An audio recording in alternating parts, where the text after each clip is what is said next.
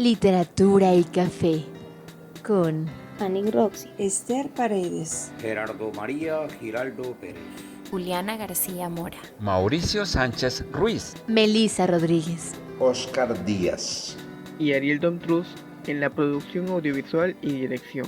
Nos reunimos como cada 15 días en la cafetería de siempre para sumergirnos en el infinito mundo de la literatura, interpretando las obras de escritores noveles hispanoamericanos y conversando sobre la obra y legado de aquellos maestros que marcaron nuestras vidas. Acompáñennos, amantes de la literatura, con una deliciosa taza de café y con auriculares puestos para que puedan disfrutar de esta maravillosa experiencia.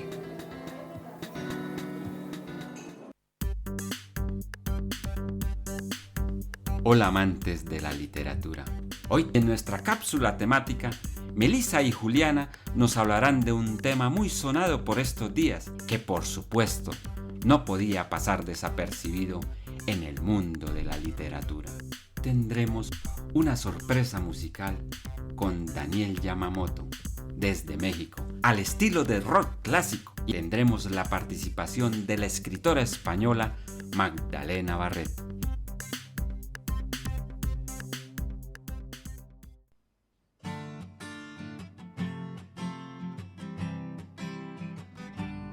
Hoy, entretejiendo sueños, con la revista interactiva Entre Fuerte y Dulce como el Guarapo. Una ventana literaria donde intercambiamos saberes, recorremos el mundo, expresamos emociones y sentimientos con el verbo, evocamos melodías, incluso diseñarás tu jardín ideal. Disponemos de un salón virtual de costura para dar esas puntadas de amor a tu querer. Prenderemos el fogón para hacer esas recetas de la abuela. Todo esto y más es la experiencia que vivirás aquí en Guarapo Dulce 29. ¡Acompáñanos!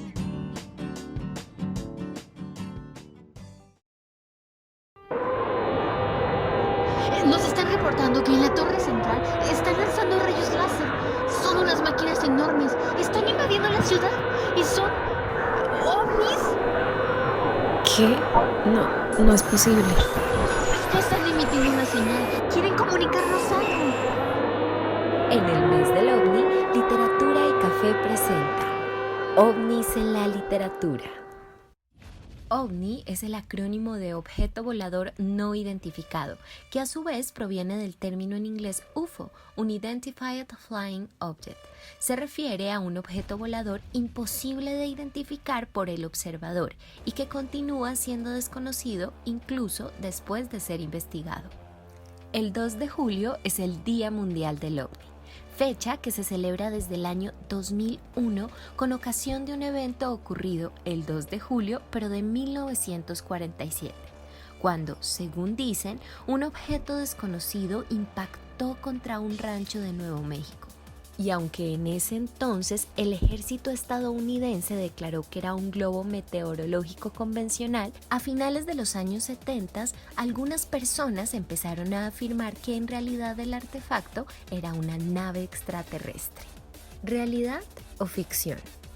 Lo cierto es que todo lo relacionado con los ovnis ha servido de inspiración en la literatura, ya que esta ha sido desde siempre una herramienta que permite a los humanos viajar más allá de este mundo. El tema ha estado presente desde textos antiquísimos, como la Biblia, en el Antiguo Testamento, con Ezequiel en el siglo V a.C., o en el Ramayana, en donde se mencionan los vimana luminosos, vehículos utilizados por los dioses que servían para viajar de un planeta a otro, hasta textos contemporáneos de autores como J.J. Benítez, Ray Bradbury, Stanislaw Lem, Douglas Adams, H.G. Wells, entre muchos otros que siguen regalándonos historias más allá de este universo. Y como muestra de esto, Melissa nos hablará de una de las obras más emblemáticas de esta rama de la literatura. Era un domingo tranquilo de 1938. Nuestra ubicación, Gouverneur Mill, Nueva Jersey.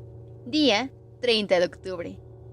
Todos los citadinos preparaban sus casas para la celebración de Halloween, una fecha que quedó marcada pues fue el día que se causó la mayor histeria colectiva en la sociedad norteamericana, cuando se confundió la ficción con la realidad.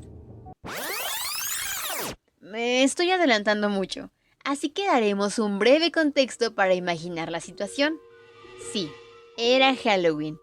Puede que las personas estuvieran algo sugestionadas ante acontecimientos paranormales.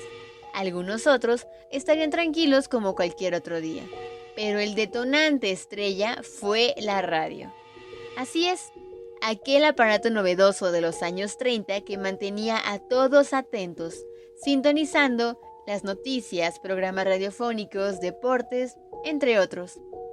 Y hablando de programas, la CBS, quien actualmente es una cadena de televisión abierta estadounidense, tuvo sus inicios como una cadena de radio y fue quien tuvo un especial de Halloween para hacer la retransmisión de una adaptación radiofónica de la novela de H.G. Wells, La Guerra de los Mundos, dirigida por el mismísimo Orson Welles, aunque en ese entonces era un joven veinteañero que tenía sus inicios como director y productor, apoyado por sus compañeros del teatro Mercury. Antes de presentar el especial radiofónico, el locutor dijo: "A continuación, la obra de Wells". El programa comenzó como un falso noticiario que se veía interrumpido por un Dr. Pearson de la Universidad de Princeton, quien anunciaba explosiones de gas en el planeta Marte a causa del choque de un meteorito contra la Tierra, que en realidad era el cilindro metálico en el que viajaban los marcianos. Cualquiera pensaría dos cosas: o la gente era demasiado ingenua, o en serio tuvieron una gran producción para ese especial radiofónico. El secreto aquí es que para la realización del guión, Wells solicitó a su amigo guionista Howard Koch, quien años después escribiría Casablanca, para que los pongamos en contexto. Pero bueno, fue quien le ayudó a dirigir aquella angustiosa atmósfera, como si estuviera sucediendo en ese mismo instante. Genial, ¿no? Tal fue la angustia de la sociedad al escuchar en la radio que fuerzas alienígenas estaban amenazando el planeta Tierra, que las líneas a la central de policías estaba saturada. Pedían auxilio, avisaban a familiares que sintonizaran lo que estaba pasando. Hubo incluso intentos de suicidio tras la conmoción del momento. ¿Acaso nadie escuchó que era un especial radiofónico? ¿Que nada era real? ¿La mayoría llegó a la mitad del programa? Aparentemente sí. Si no, ¿de qué manera se habrían llevado aquel susto de muerte? Donde la incertidumbre de salir y no ver nada de lo que el profesor Pearson veía enaltecía los nervios de los radioescuchas. Este programa duró 60 minutos, aunque en ese momento debieron sentir que el tiempo era eterno. Y no solo ellos, sino que gracias a esto, Orwell tuvo un despegue en su carrera a Hollywood, aunque posteriormente fue en picada debido a diferencia de ideas con los magnates. Lo bueno es que tuvieron empatía, y él y sus compañeros del Teatro Mercury lamentaron poco después que su fantasía hubiese provocado algo de aprensión. ¿Nos quedó una lección? Claro, que no estamos solos, y quizá alguien nos observa. Pero también a no dejarnos llevar y pensar frío antes de alarmarnos, ¿no creen? Pero bueno, para amenizar el momento y este capítulo tan especial, Esther nos tiene una nueva pieza para la cápsula musical. ¡Adelante!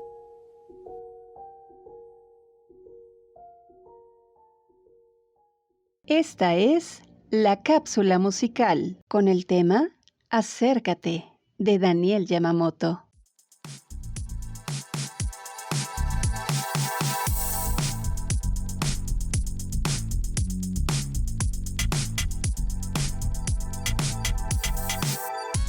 Desde la Ciudad de México llega Daniel Yamamoto, quien podría decirse que su enfoque profesional fue producto de la casualidad, pero en realidad no estaríamos siendo justos, ya que desde muy temprana edad, nuestro músico invitado del día de hoy mostró su talento interpretativo con una guitarra, tocando las canciones de los ídolos que sonaban en ese momento. Además, cuenta con un acervo musical de canciones de su autoría. Y no les cuento más. Con ustedes, nuestro querido amigo Daniel Yamamoto. Hola, ¿qué tal? Yo soy Daniel Yamamoto y nací el 26 de enero de 1969 en la Ciudad de México. Empecé en esto de la música como a los 14 años por un accidente en la secundaria donde me rompí una pierna en una caída, el cual me mandó 6 meses a la cama. Al no encontrar qué hacer, me puse a tocar la guitarra que me habían comprado para mis clases de música en la escuela. Al salir de todo este lío, yo ya tocaba algunas canciones de Manuel, Menudo, Luis Miguel y lo que sonaba en aquellos días. Acompañé a las nenas y fui su director musical. También gané el concurso de la revista Furia Musical con un grupo que se llamaba La Leyenda. Estuve en el número 1 en La Qué Buena con el tema del Gusanito, con el grupo Pesadilla Flo. Fui director musical de Sergio Blas, ex Menudo. También acompañé a Eduardo Antonio, cantante cubano, bajo la dirección del maestro Irving Lara. Paralelo a esto, he desarrollado un complejo de compositor y tengo como 80 canciones más o menos. Y pues espero que sean de su agrado. Así que les mando un caluroso abrazo.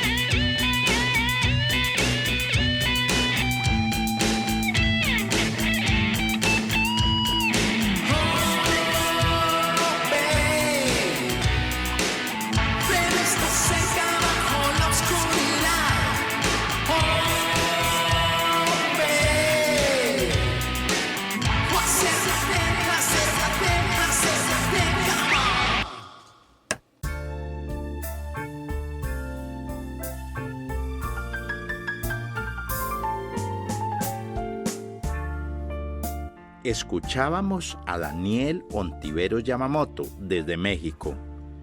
Ahora quiero darle la bienvenida a Magdalena Barreto González. Nació en Santa Cruz de Tenerife, Canarias, España, en el verano de 1977. Se graduó en administración a pesar de haber iniciado carrera de letras, la que se quedó en el intento. No se declara escritora. Solo dice que es una chica sencilla a quien le gusta escribir. Hace radio y en programas y magazines culturales ha hecho locución y producción. Ante una situación difícil que le presentó la vida, interiorizó que necesitaba escribir como terapia porque haciéndolo se sentía más libre y aliviada. Así fue que empezó a tejer letras, a hilvanar palabras, a coser frases y a remendar heridas a través de la escritura, dando nacimiento a su blog Mi vida en retales. Desde hace unos años forma parte de la Asociación de Escritores de Canarias y colabora en varias de sus publicaciones. Tiene una sección propia en un periódico digital y participa a nivel narrativo en varios proyectos dentro y fuera de España. Escribe como sabe, sin muchos artificios y sin un estilo literario definido con precisión, pero lo hace bien. Lo mismo escribe un cuento, un relato, un poema o un artículo de opinión, aunque se inclina más hacia la narrativa y la prosa poética. Ella es Magdalena Barreto González. Muy buenas amantes de la literatura, les saluda con mucho gusto Ariel Domtruz. En esta oportunidad me encuentro entrevistando a Magdalena Barreto González. Ella es de Tenerife, Islas Canarias, España, y nos tiene mucho que contar, ya que ella ha locucionado en podcast, en radio, y también tiene un blog titulado mividaenretales.blogspot.com, en la cual nos comparte vivencias, parte de su obra y su prosa poética. Y bueno, sin más detalles, empezamos ahora con la entrevista, en la cual espero que sea de su agrado. Un saludo, Magdalena, ¿cómo estás? Qué gusto tenerte aquí en Literatura y Café. Un saludo, Ariel, el gusto es mío de compartir este rato contigo, con el equipo de Literatura y Café y con toda esa gente que va a poder escucharnos, y espero disfrutar de esta entrevista. Por supuesto. Primero que nada, cuéntanos a todo el público de Literatura y Café, los que nos escuchan, ¿quién es Magdalena Barreto? Pues Magdalena Barreto es una mujer que nació hace ya 4 décadas en un rinconcito del Atlántico, como bien decías en la introducción, en las Islas Canarias, concretamente en Santa Cruz de Tenerife, que siempre estuvo muy vinculada al mundo de la cultura, a la que siempre le fascinó conocer otros mundos a través de la literatura, y que por muchas cosas de la vida siempre ha gustado de escribir y de plasmar sus pensamientos, sus emociones, sus opiniones a través de la escritura. Esa es, a grandes rasgos, Magdalena Barreto. Vaya, interesante, maravilla. Y cuéntame, ¿cómo así iniciaste o descubriste tu vocación por la literatura, la escritura y la locución? Cuéntame, ¿cómo así descubriste, cómo fuiste trabajándolo? Pues como bien comentaba, mi pasión por la lectura comenzó desde muy pequeñita. Recuerdo que era asidua de la biblioteca de mi barrio. Esas bibliotecas que lamentablemente hoy ya no existen, por eso que el libro en papel pues se ha ido sustituyendo por otros sistemas. Y bueno, descubrí que en un lugar tan pequeño en el que me había tocado nacer y crecer, en un pueblo, la manera más fácil de viajar, de conocer, de descubrir, de evadirte, era a través de la lectura. Esa pasión me ha acompañado siempre, y igual que la escritura.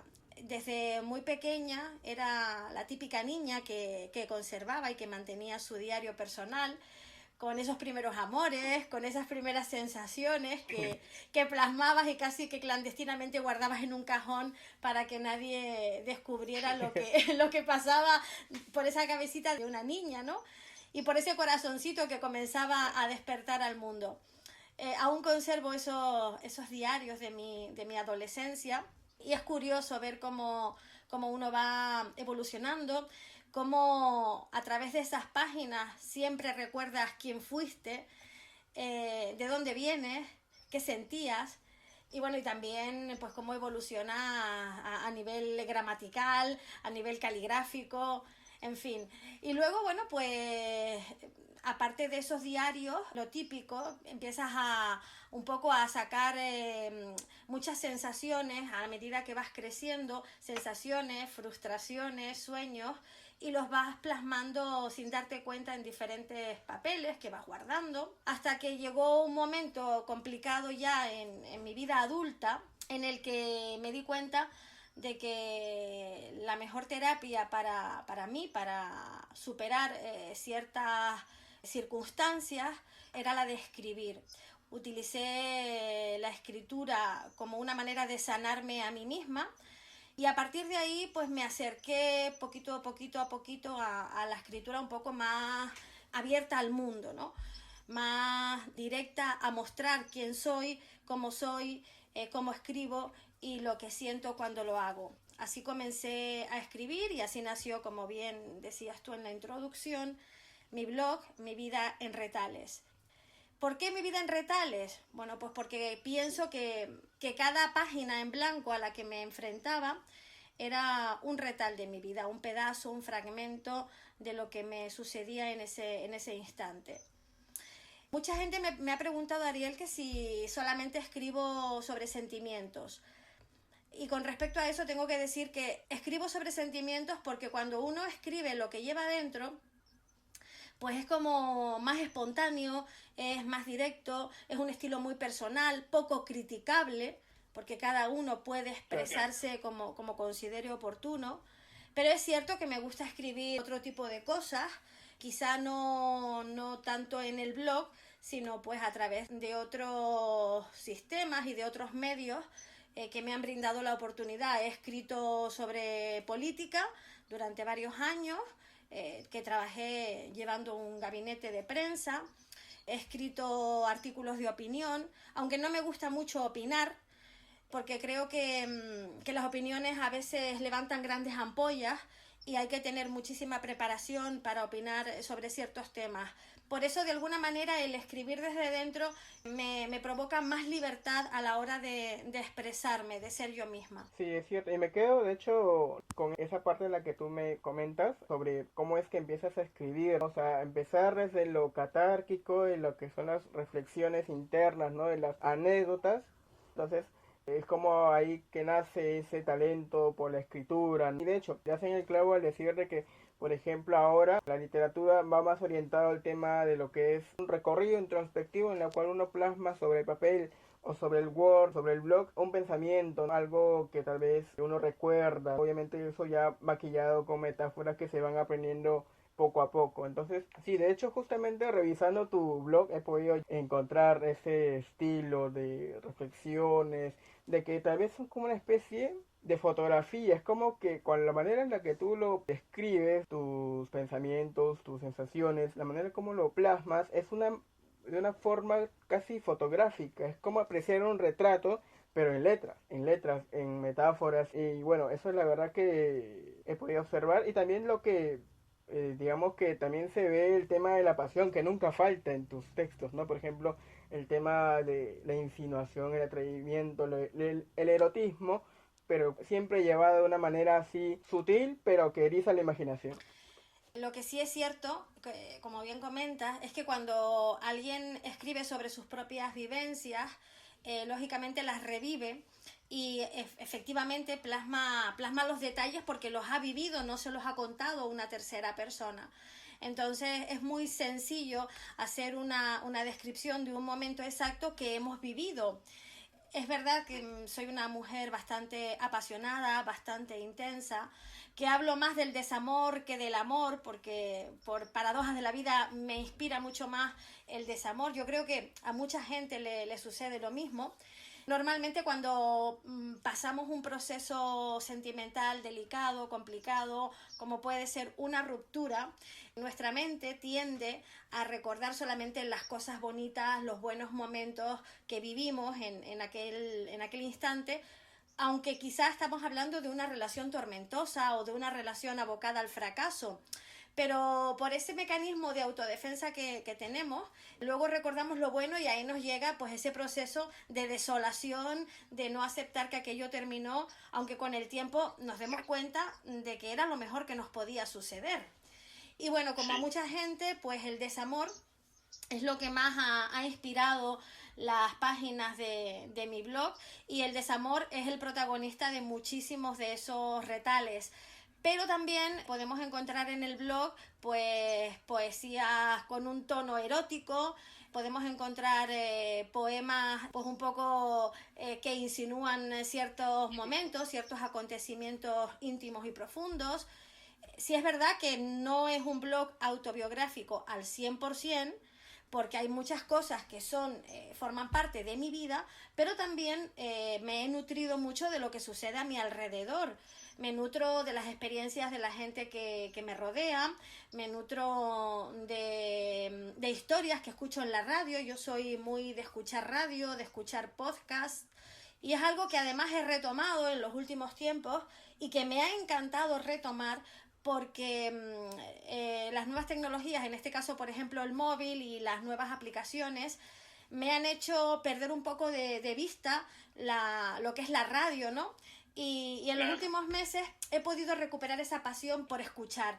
Y yo creo que para poder comunicar, para poder transmitir, es muy importante también poder escuchar y poder llevar a tu terreno experiencias de otras personas y de alguna manera que te sirvan de inspiración también para sacar otras historias.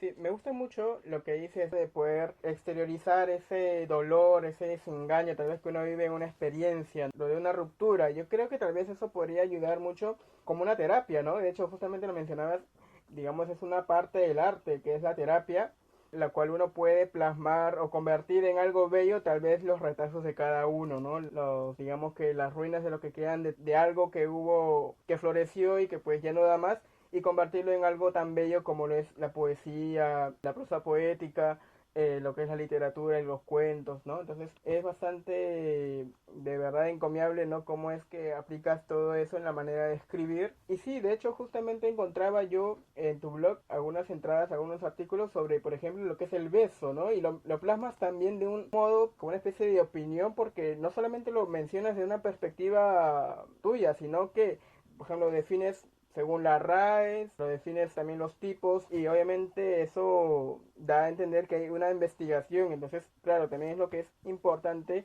claro, para poder escribir sobre cierto tema, lo que es la investigación. Aunque claro, por ejemplo, en mi caso también me sucede que a veces es un poco, como que un poco chocante cuando a veces uno hace una opinión, alguien que está tal vez acostumbrado a imaginar o puede plasmar lo interno, es un poco difícil poder, digamos, que centrarnos en la realidad, porque los artículos de opinión, por ejemplo, sí demandan de mayor investigación, de estar más apegado a la realidad sin poder dar rienda suelta, ¿no?, a los impulsos de la imaginación. Claro, por eso comentábamos que cada estilo literario y cada cosa que uno crea lleva un proceso diferente. Cuando se habla de una experiencia personal, evidentemente cada uno la va a contar como la ha vivido, y ahí no hay discusión posible.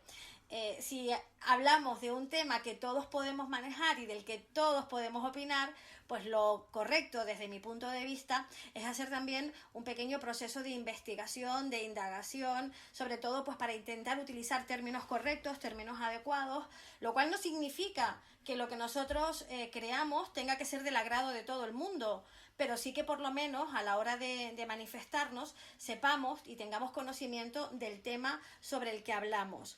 O, por ejemplo, cuando opinamos sobre un libro u opinamos sobre una película, por ejemplo, que está más, que es un tema más cercano. Ahí las opiniones son libres, pero todos, para poder opinar, habremos de tener claro haber leído el libro y haber visto la película.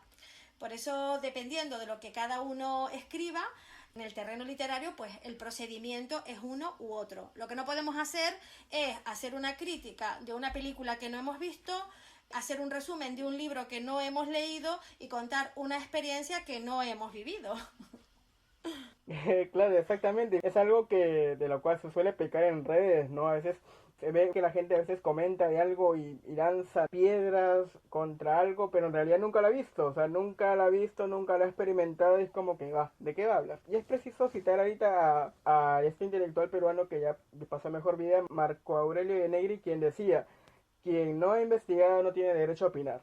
Y obviamente en esos temas, sea de un libro, de una película, un juego, una anécdota, una experiencia, si no la has vivido, si no has tenido el tiempo de probarlo, pues no opines nada, mejor uno se quede así en silencio. Pero lo que corresponde a la literatura, por supuesto, ¿no? En este caso, plasmarlo es algo totalmente libre.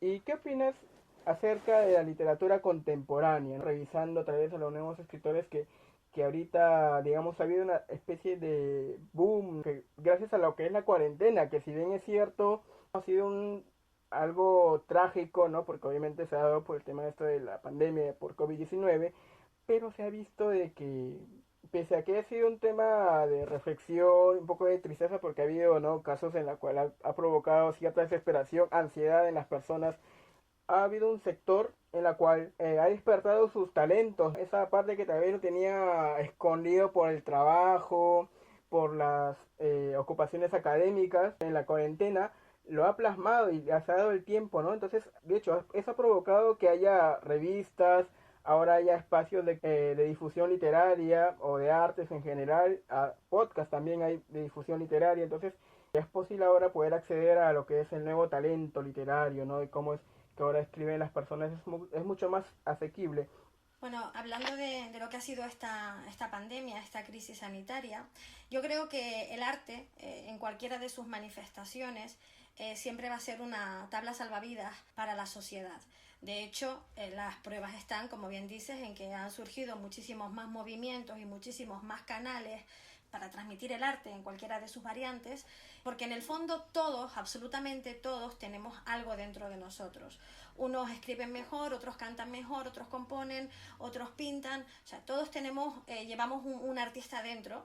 Lo que sucede es que no todos tenemos la fortuna, la suerte o el privilegio de poder descubrirlo a lo largo de nuestra vida, porque efectivamente estamos tan ocupados mirando hacia otro lado, haciendo mil cosas en nuestro día a día, que a veces nos olvidamos de esa parte creativa por falta de tiempo. El tiempo que al fin y al cabo lo determina absolutamente todo. Por eso el tiempo de pandemia, el tiempo de cuarentena, pues ha servido como ese impas en el que cada uno ha intentado disfrutar de ese tiempo sacando lo mejor que tiene y haciendo lo que más le apasiona. En este caso, pues yo, por ejemplo, he aprovechado para escribir y leer mucho.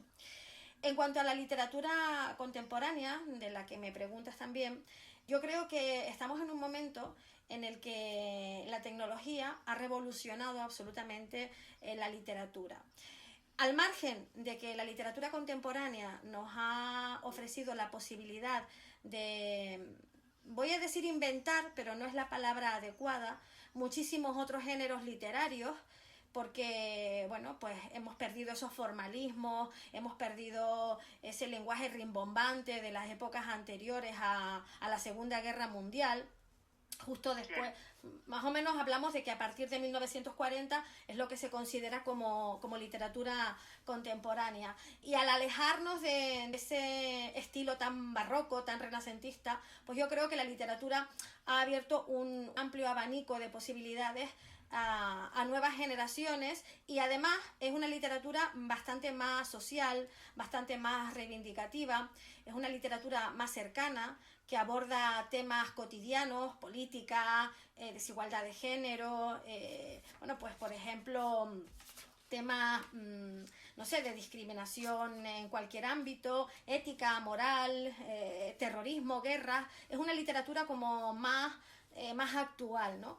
Y además que nos permite jugar muchísimo con estilos literarios, que nos permite innovar gracias a artistas, a autores importantes, como por ejemplo Isabel Allende o Camilo José Cela o yo qué sé, Gabriel García Márquez, esos clásicos contemporáneos que por siempre estarán de moda, ¿no? Y que abrieron un poco un nuevo camino literario hasta lo que conocemos, hasta llegar al momento de hoy. Por supuesto.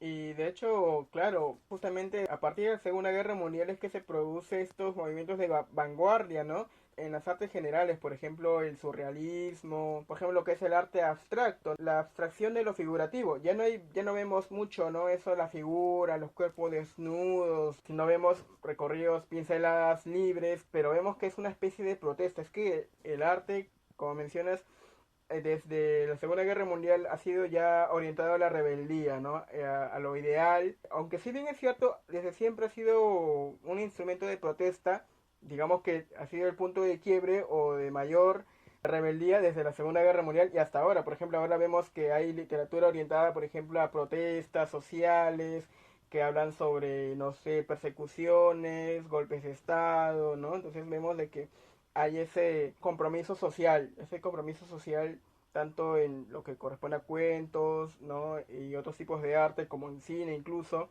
la pintura, la música. Y es maravilloso el poder utilizar esas herramientas, las herramientas artísticas, las que cada uno domine o maneje, para intentar decir algo, para intentar hacernos eco de algo, bien de un tema social, bien de un tema político, o bien simplemente para tratar de despertar la imaginación de la gente que nos lee, que observa nuestro cuadro o que escucha nuestra partitura.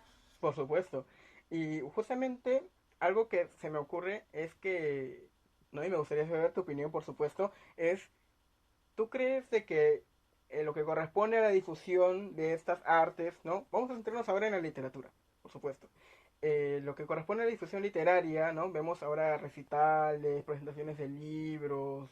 Bueno, ahora que es por tema de pandemia se dan más que nada por Zoom, ¿no? Por Zoom, por Google Meet, por estas plataformas de videollamadas. Pero, ¿tú crees que estos formatos están yendo a la par de esta evolución literaria? O sea, viendo ahora cómo es que se da, ¿tú crees que está bien aplicar ahora esas mismas metodologías de difusión que se hacían, digamos, antaño, ¿no? En la cual uno, pues, iba a esas bien de una manera formal? ¿Tú crees que corresponde ahora o crees que debería evolucionar, a adecuarnos ahora a los nuevos tiempos? A ver, está claro que la vida es una continua evolución, que nada es estático, que todo tiene movimiento, que todo va cambiando y que evidentemente no nos queda de otra que adaptarnos a los tiempos. Cualquier alternativa que sirva para difundir la cultura a mí me parece bienvenida. Me parece que siempre será poco, porque tenemos que intentar que cada vez sea más las estrategias y las líneas de difusión, pero la tecnología ha ayudado muchísimo, eso a mí no me cabe la menor duda, para dar a conocer a muchísimos nuevos autores, sobre todo porque imagínate, el ejemplo más claro es el nuestro, ¿no?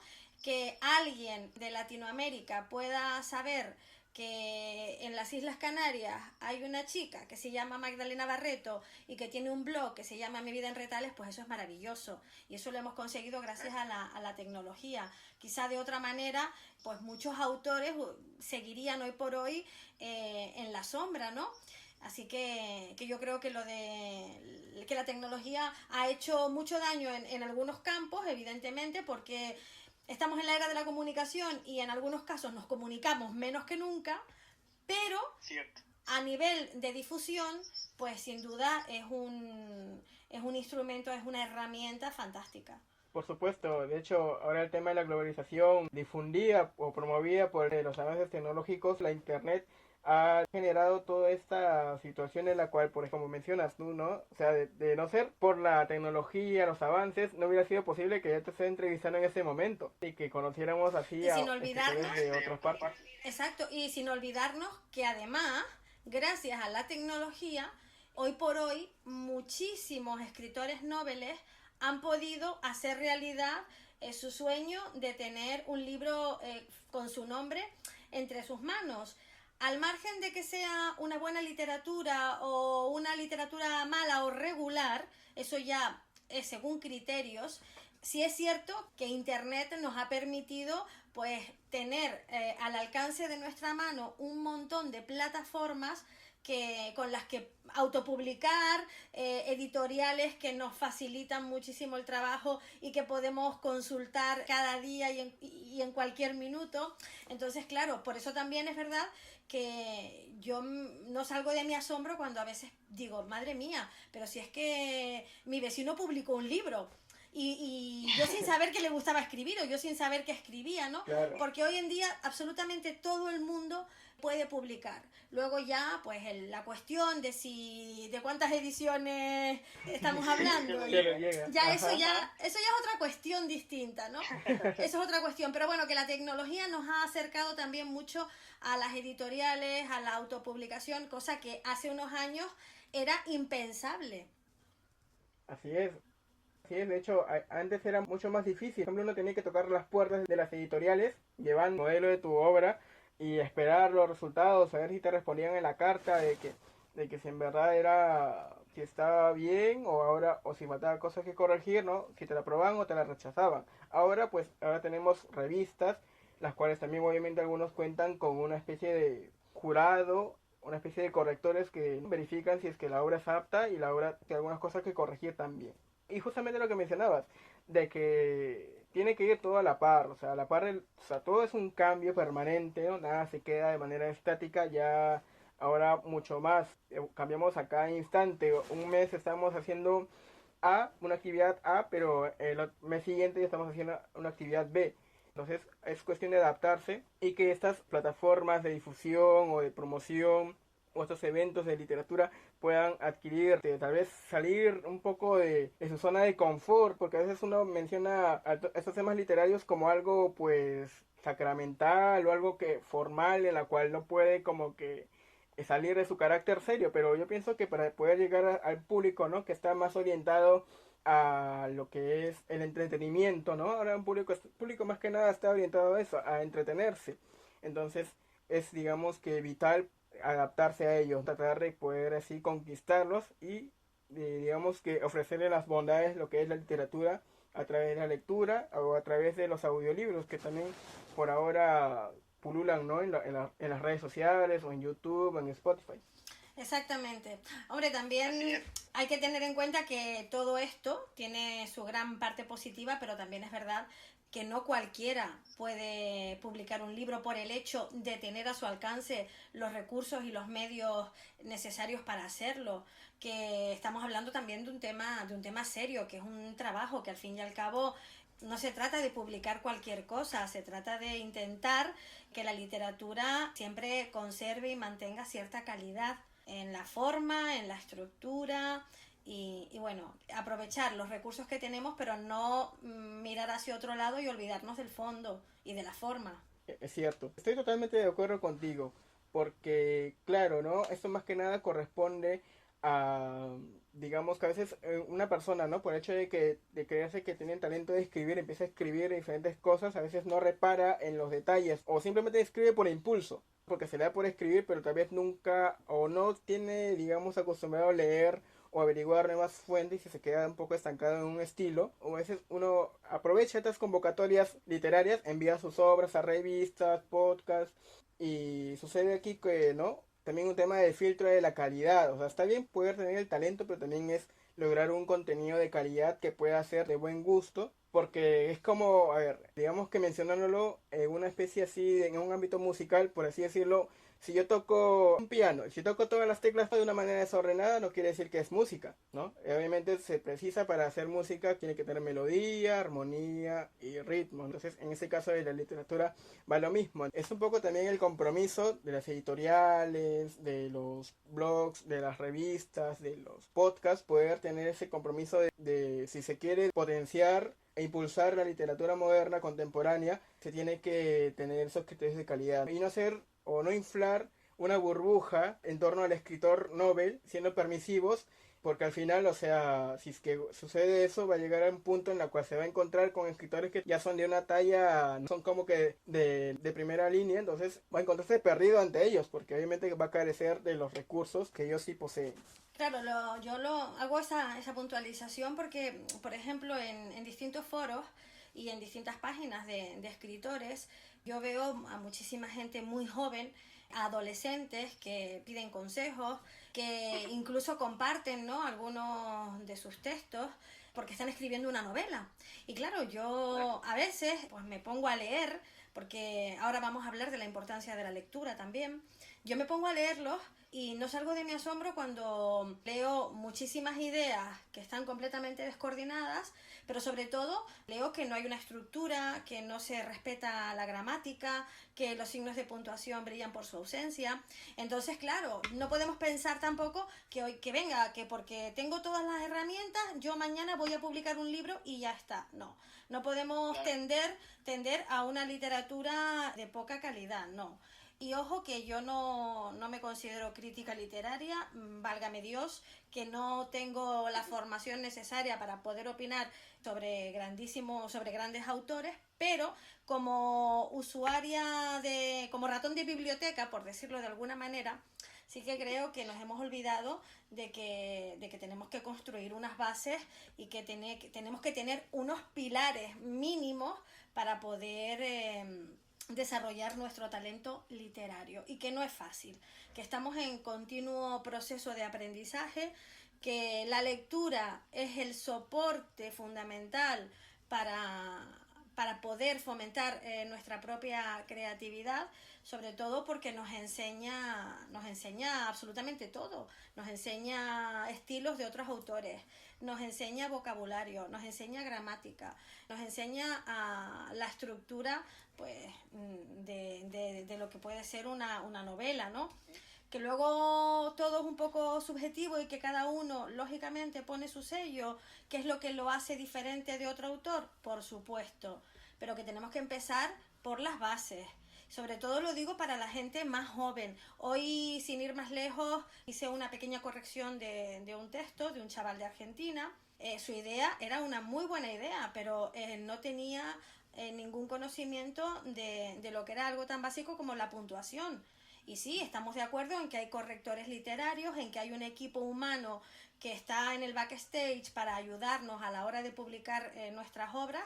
Eso es indudable, pero nosotros tenemos que hacer un material de cierta calidad. No hablo de convertirnos en un Gabriel García Márquez, pero que la persona que nos lea, por lo menos, entienda lo que está leyendo. Es cierto, justamente el también ser un artista, ¿no? De eso también lo vemos en varios ámbitos del arte, ¿no? Tanto en música, en pintura, es que se tiene que ser un artista responsable. Yo tampoco soy crítico, pero claro, hablo a través de la observación. Por ejemplo, también suelo leer lo que publican en revistas, me gusta ver cómo se mueve, ¿no?, la literatura actualmente, y veo de que tanto hay buenos escritores que plasman una visión, o sea, lo que desarrollan obviamente demuestra que tienen figuras literarias, gozan de una buena estructura gramatical, pero también vemos otros que no. Entonces también, ¿no?, un poco tener esa responsabilidad artística de poder estar orientado a la calidad, no tanto aprovechar, ¿no?, o sea, no malgastar, digamos, los recursos en creerse, digamos, un artista simplemente por pintar un lienzo o garabatear un lienzo o tocar piano a lo loco o escribir unas líneas sin reparar en detalles, sino que hacer algo más orientado a lo que sea del gusto, ¿no? Porque de hecho, claro, como comentas, cada escritor tiene un estilo propio de poder plasmar sus ideas, es totalmente válido, pero siempre es importante conocer las reglas del juego. Exactamente, por eso yo quiero también... Cuéntanos. Discúlpame, Ariel, yo quiero recalcar en esta entrevista que bajo ningún concepto me considero escritora, que soy alguien que escribe, que le gusta escribir y que evidentemente mi trabajo está expuesto para que también lo critiquen, siempre y cuando pues las críticas sean constructivas y que me permitan aprender, evolucionar y desarrollar mis cualidades, porque no quiero que nadie vaya a malinterpretar mis palabras. Que esto de opinar a veces es tan gratuito, ¿verdad?, que luego nos sale un poquito caro. Es cierto, es totalmente cierto, ¿no? Y también, ¿no?, ese tema del respeto, la tolerancia, son dos valores que actualmente, lamentablemente, pues no es algo que se suele practicar muy a menudo, ¿no? Sobre todo en las redes sociales, en las cuales, por ejemplo, los grupos de literatura, en la cual uno va y pues todo... al escritor que publica, pues ya le están tocando la puerta con antorchas y picos. Entonces es un poco de practicar siempre el respeto y la tolerancia, ¿no? Que claro, todos podemos tener errores, y lo importante es poder, por ejemplo, si alguien tiene un error, claro, decirle, oye, mira, pero con respeto, o sea, siempre con respeto, sin tratar de hacer sentir mal. Eso obviamente habla mucho de cada uno de nosotros. Y cuéntanos, respecto al tema literario, ¿tienes planeado, tal vez avanzando poco a poco, algún poemario o alguna novela para futuro publicar? Pues mira, mi proyecto más inmediato, en el que ya he sentado algunas bases, es el de publicar una recopilación con los textos de mi vida en retales, porque de alguna manera son ese acercamiento, ¿no? Como explicaba al principio de la entrevista, al mundo literario desde la perspectiva de escritora. El primer proyecto es ese, y sí es cierto que llevo un tiempo también trabajando en una historia que espero se convierta en ya mi primera novela, una historia con muchísimos matices sociales, que va a transcurrir en la época postfranquista en España, en la capital de España. Y bueno, no voy a adelantar mucho más porque evidentemente no se puede, pero estoy trabajando en ello. Perfecto, excelente, de verdad. Y sería bueno, a mí me gustaría tener ahí una copia de tu libro, ¿no? Un libro, esa novela que vayas a publicar, o el poemario, tener acá una copia aquí firmada por ti, ¿no? Sería de mucho gusto. A mí me gustaría bastante tener algo tuyo en mi biblioteca. Sería un placer enorme, y descuida que si esto se convierte en una realidad, espero que sí, yo te haré llegar un ejemplar firmado, de puño y letra, sin problema. Muchas gracias, de verdad, sería mucho placer. Y bueno, llegamos a la parte final. De verdad me ha encantado poder compartir toda esta conversación contigo. Ha sido bastante ameno poder aprender tus opiniones respecto a esos temas, tanto de actualidad, lo que corresponde a la literatura. Ha sido todo un placer, de verdad, poder estar contigo en este momento. Sé que también será de mucho agrado para los amantes de la literatura. Muchas gracias, Magdalena, por estar presente. Y bueno, gracias a ti, Ariel, gracias a todo el equipo de Literatura y Café, gracias a las personas que tomen parte de su tiempo en escucharnos, gracias de antemano a quienes decidan intentar indagar un poquito más en mi persona y en esos retales que forman mi vida. Y espero que podamos conversar muy pronto y que sigan adelante con este proyecto, que me parece tan bonito, para seguir fomentando y dando a conocer la literatura desde distintos rincones del mundo. Así es, amigos, pueden visitar aquí el espacio de Magdalena en su blog mividaenretales.blogspot.com. Justamente aquí en este capítulo de Literatura y Café van a poder encontrar 3 interpretaciones de su obra. Una de ellas, de hecho por ella misma, vamos a poder deleitarnos con su voz. Y bueno, muchas gracias, te mando un abrazo desde aquí, desde este rinconcito del Pacífico, desde Chorrillos, Lima, Perú. Te mando un abrazo de parte de todo el equipo de Literatura y Café. Muchas gracias, un saludo. Si te has de marchar, tómate un tiempo para hacer inventario de lo que debes llevarte. Nada de lo que dejes volverá a ser tuyo. No te consentiré entrar de nuevo en mi vida, aunque tenga que cambiar todas las cerraduras que conducen a mí.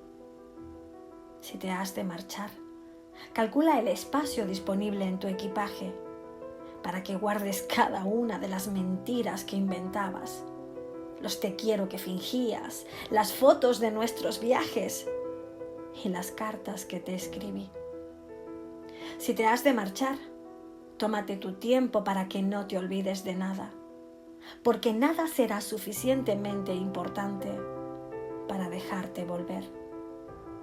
Puedes embalar cada una de las miradas que nos dimos y los besos que no te daré, las promesas que me hiciste y todas las noches que despiertos nos pilló el amanecer. Te ruego que te lleves las guías de los viajes que planeábamos realizar. Y si no te importa, llévate también tu taza para el café, el reloj de tu mesa de noche y la manta del sofá, bajo la que inventamos 1000 formas de querer. Deja hueco para las risas perdidas y las notas que escondía, para sorprenderte al amanecer. Llévate mi vestido negro, aquel que me regalaste un día y que, según tú, me sentaba tan bien. Solo lo usé para ti y no me lo he de volver a poner. Antes de partir, echa la vista atrás y atesora los momentos compartidos por si alguna vez, en la soledad de tus noches, los necesites revivir. Quizá con el tiempo comprendas que nunca he sido perfecta, solo he sido una mujer. Llévate el calor de mi cuerpo, unas cuantas caricias furtivas y el aroma de mi piel. Puede que cuando menos lo esperes, tu conciencia arrepentida te pida a gritos una oportunidad de volver. Guarda todo cuanto te puedas llevar. Nada de lo que dejes olvidado tendrá el valor suficiente para dejarte regresar. Si te has de marchar, no te quedes en el quicio de la puerta. Prepara tu equipaje y no mires atrás.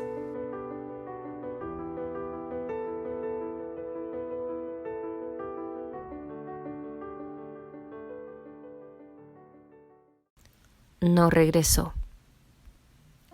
Pasé mucho tiempo con la oreja pegada tras la puerta, por si escuchaba sus pasos acercarse. Lo esperé entre tazas de café y cigarros incompletos, pensando que no tardaría en aparecer. Quería sentarme a charlar con él, confesarle mis sueños y mis miedos, hablarle de mi amor.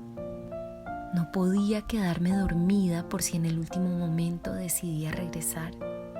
Fueron muchas noches de insomnio, de penas, de lamentos, de una incertidumbre que no me dejaba pensar.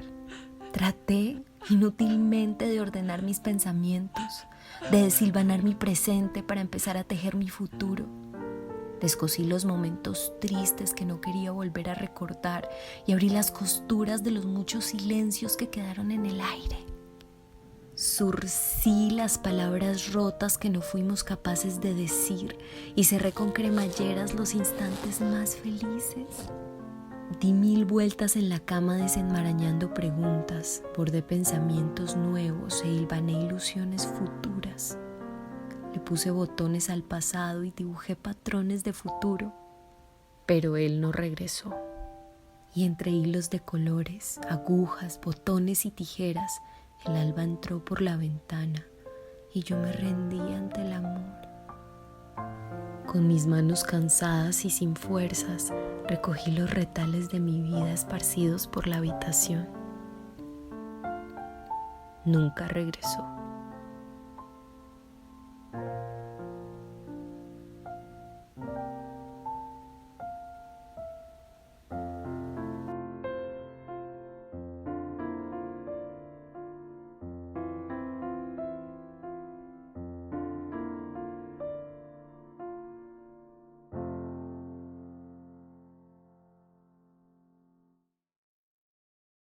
No quiero ser tu mitad.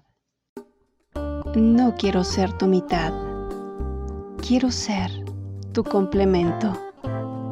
No quiero inspirar tus palabras, sino llenar tus silencios y llenarme con tu boca y vaciarme con tus besos, estremecerme en tus brazos y hacer los minutos eternos. No quiero ser una promesa ni un sueño por cumplir, sino la compañera imperfecta que elijas para vivir y perder el tiempo juntos, invadirme con tu pena, superar cada tristeza y reír hasta que duela. No quiero ser el vestido que desgarres por la noche, sino la piel que te acompañe sin hacer ningún reproche, y amarnos bajo una luna inventada y ver estrellas fugaces, servirte como almohada y que el sueño no se acabe. No quiero ser el sujeto singular de ninguna de mis frases, sino juntos el plural de cualquiera de los verbos donde se pueda conjugar el nosotros sin ningún tipo de criterio, y cogernos de la mano y hablarnos en silencio, desnudarnos sin vestirnos y recorrer el mundo sin movernos. No quiero ser tu mitad, quiero ser tu complemento.